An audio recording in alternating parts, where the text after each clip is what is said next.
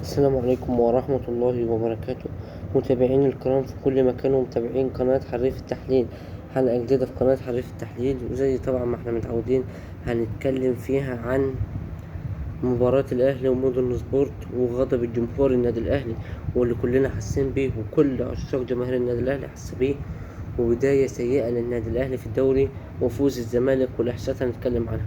ولكن في البداية 5 دقايق 6 دقايق مش هنطول على حضراتكم، ولكن بطالب بس بحاجتين: ما تنساش تعمل لايك بتاعك والاشتراك في القناة وتفعيلك لزر الجرس عشان يوصلك كل جديد مع قناة حريف التحليل. مفيش في التحليل إلا التحليل المسيري. نبدأ حلقة النهاردة بمباراة النادي الأهلي، والنادي الأهلي اتعادل امبارح بأداء هزيل بسكواد قوي. كلنا كنا عارفين ان سكواد النادي الأهلي وكل متفائل جمهور النادي الأهلي ما كانش يتوقع انه يدخل في هدف امبارح، كمان ما كناش متوقعينه. ولكن امبارح حصل كالعادة، النادي الأهلي سجل، دخل التعادل. مودرن سبورت قام رايح مسجل الثاني، واصبحت النتيجه 2-1 النادي الاهلي. التبديلات نزلت وحصلت وسجل الهدف النادي الاهلي. ولكن امبارح انا شايف هو في مكسبين: احمد رضا وياسين بنا. انا شايفهم بس هما الاثنين امبارح اللي كانوا يستحقوا ان هم يكونوا في التشكيله الاساسيه في الماتش القادم.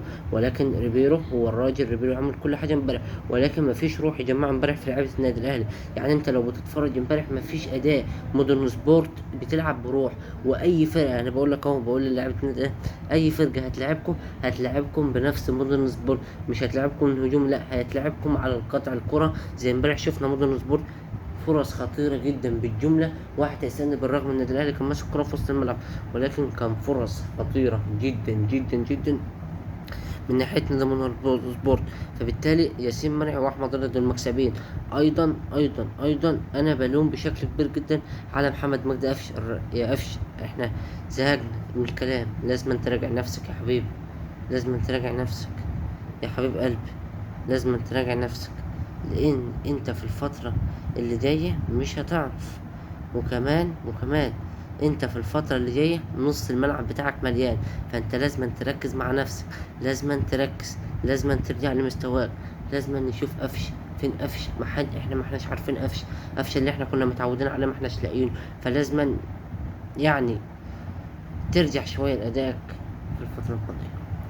بعد كده نروح لأحمد مصطفى زيزو. أنا بالنسبة لي أحمد سيد زيزو امبارح أسيستين في منتهى الروعة منهم، خاصة الأسيست بتاع ياسين مرعي.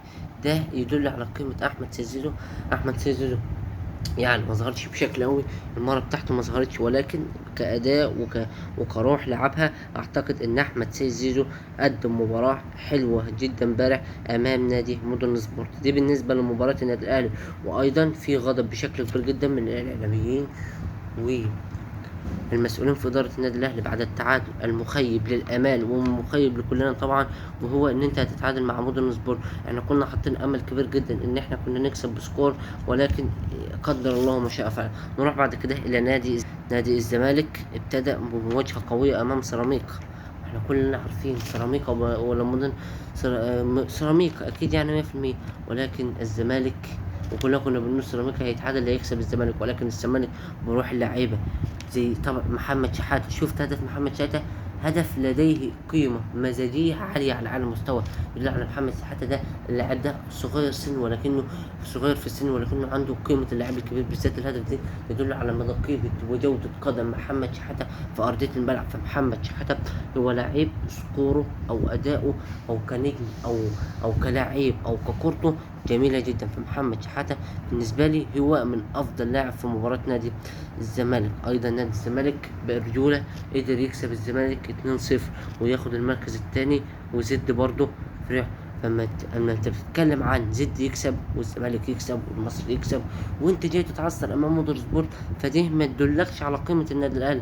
يعني النادي الاهلي قيمته اكبر من كده. فانت تتعادل مع مودر سبورت والزمالك بيقدم مباراه قويه امام سيراميكا وبيكسبها 2-0 بدايه افتتاح الدوري. النادي الاهلي في اخر 5 مواسم كان بيكسب مباريات افتتاح الدوري، ولكن ما حدش عارف في الموسم ده ايه اللي حصل. انت دلوقتي اذا كان انا كمشجع للنادي الاهلي ما اناش عارف ايه اللي حصل للنادي الاهلي، ما اناش عارف. في مباراه مودرن سبورت روح كانت غايبه.